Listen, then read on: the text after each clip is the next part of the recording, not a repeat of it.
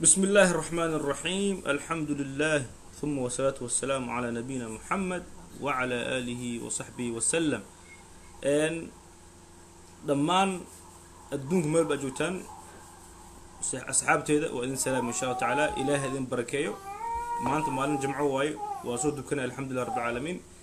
إن سعد ما أنت جمعه وحاله وحاكو جرات وقتي قاسنا وقفك دو إله بريو أو إلهي أقبله ومقبول دعو الأقبله وما أنت شاء الله تعالى تنكل ما أنت أنسلاه وحير أن تتابته وقضب وين تهي لكن أنسلاه وحير أن كتابته كتابسن إن محلها أن دعوة أن بدنه الدعاء هو العبادة نبي صلى الله عليه وسلم حوده هاي دعوة وحي كم التهي وعبادة ذوي وأذو إله عبود يسد مركا دعوة إن إله لبضيه إله وجعليه ذكي إنه ودم دافو إله إنه وجعليه هاي ذك أو إلهي دم دافو ودستان إن الله يحب التوابين ويحب المطهرين ذك التواب ودستان إله دم دافو ودستان إله ذك وجعليه حتى أنا قلنا صومال مكان هاي خاصة صومال dadka waxa arkaysaa marka salaada la yadbaxo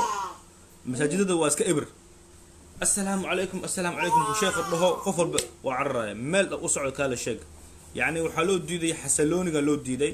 deganaashada loo diiday rafaad iyo murug iyo ma aqaan nolol aan waliis aan dhamaanin qofku maalin buu ordaaya uu cararaya adduunyo bursanaya laakiin laga yaabo inuu ilaahay iloobo cibaadada inuu iloobo استغفارت إنه إلهو دم بدافك إنه إله ودستو إنه إلهو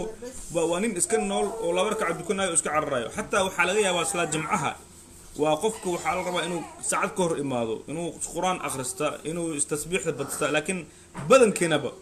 the last minute دقيقة أودم بس سو عرّينا أم ساق سو قلنا إمامكو الله بردهاي أم أيضا هل ركع كده من أم أيضا السلام عليكم لدهايو مركا ما نجمعناه ملاك بقلبك تاجن ملائكة الباب كتاجن قفل بمكس جمعة سو قلاي وحلا هي هبل علي وإمادي ما شاء الله هبل وإمادي ما شاء الله قفل بما سو قلو مقعيسة ماشي لو قرايا إنه ماشي إمادي مرك إمامك ومنبرك أو قراء أو السلام عليكم ورحمة الله وبركاته ملفكي ما يا ملفكي ملائكته وحران يعني مرك هذه مرك سود دهدت وحتى قف صلاة كلي دكتي لكن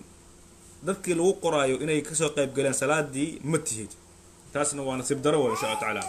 marka isku day markasta inaad ducada abadaysid maxaa dhacay nabi sallallahu alayhi wasallam wuxuu dhahay ad-du'a huwa al-ibada nabi Allah azza wa jalla quraanka wuxuu dhahay wa idha sa'alaka ibadi anni fa inni qarib ujibu da'wat ad-da'i idha da'an had yani markii binaadka wax u baahan yihiin aniga ha soo wadistaan aniga siina ducada wax u baahan yihiin anaga siinaya marka hada ilaahay ad-du'a wadinaynin habeenkii waxa la dhahay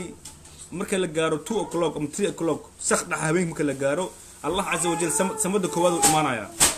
مركز ودنا يا ربا دم بداف عن دم بداف سينايا يا ربا دم بداف مغفرة يا ربا جنة إن سيو يا ربا إن لو توب يعني إن خير للسيو يا ربا أنا جو حاليا إن أروس أكون مقنع هاي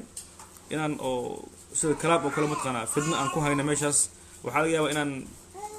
كلاب أنكو جرنو وحاليا إن وح إله أقولن قاد سيجار حشيش إيو شيش وحس إن عبنا لقيا با وحالا يابا إن نولش أن إسكه هردونا بقى يعني صلاة أن إسكه إلونه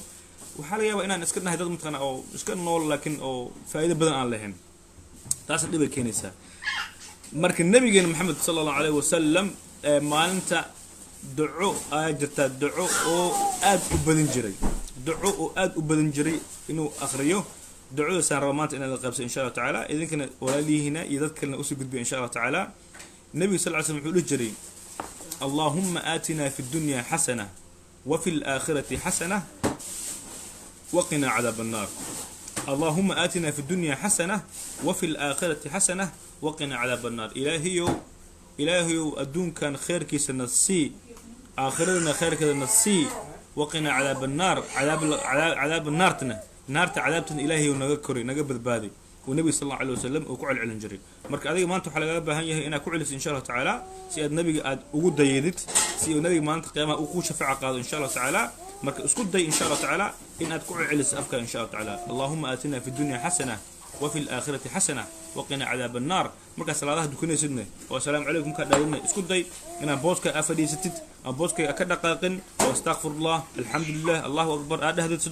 سد حجر إن هذا آية كرسي آخر ست اللهم تسلم ومنك السلام تبارك يا جلال والإكرام أنا دهدد كذبني وحال الله النبي صلى الله عليه وسلم حوله هذه الدنب جاي كبد انتهي badda badda xumbaha kasoo baxayo hadduu badda dhan ay ka badan tahay intaas iyo in ka badan ba ilaahay uu ku dambi dhaafa waxaa noqonaysaa qof oo nadiif oo clean insha allahu tacaala marka ducadaas baday insha allahu tacaala aniga walaalkii cali mucjir waan soo salaamay intaas waxay inta oo af Soomaaliga insha allahu tacaala haddii wax yar Danish English aan u bedelo insha allah. My dear brothers and sisters, this is your brother Ali Mu'awwad Sharif, and today is Friday. In the Friday moment, there is an hour which Allah accepts all our du'as. So that's why it's very important to make du'a, especially we as a Somalian, we are not really good at making du'a. People are praying, they run away. No one sits on the seat while they finish with Assalamu alaikum and read the tasbih, astaghfirullah, alhamdulillah, Allahu Akbar 33 times. And no one reads Ayat al-Kursi. And no one asks Allah for du'a. We are too proud. We are too proud to ask Allah for du'a, for everything. So, and Allah, He loves people who ask Him for du'a. And Allah, He says in the Quran, Surah Al-Baqarah, if someone needs a du'a, I am more close to them. So they ask me and I will give them. Allahu Akbar. You ask them and Allah will give us. And Rasul Sallallahu Alaihi Wasallam says, ad-du'a huwa al-ibadah. And the du'a, asking for Allah for something, application, is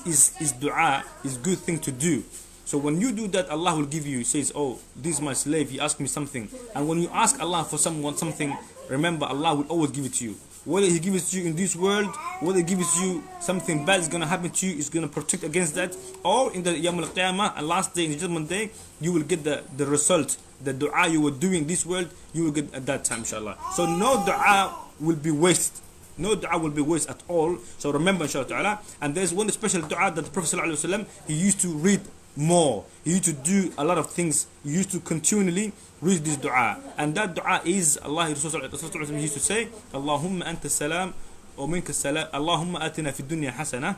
wa fil akhirati hasana wa qina adab an-nar. He says, oh Allah, give us the good things in this world and give us the good things in the hereafter and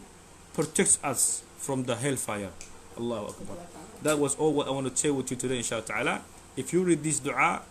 I will get hasanat and you will get hasanat, and all the brothers and sisters you share with them, they will get the same reward and hasanat, inshallah ta'ala. Wa jazakumullahu khair. Wherever you are in this world, this is your brother Ali Mu'awwad Sharif. Assalamu alaikum wa rahmatullahi wa barakatuh.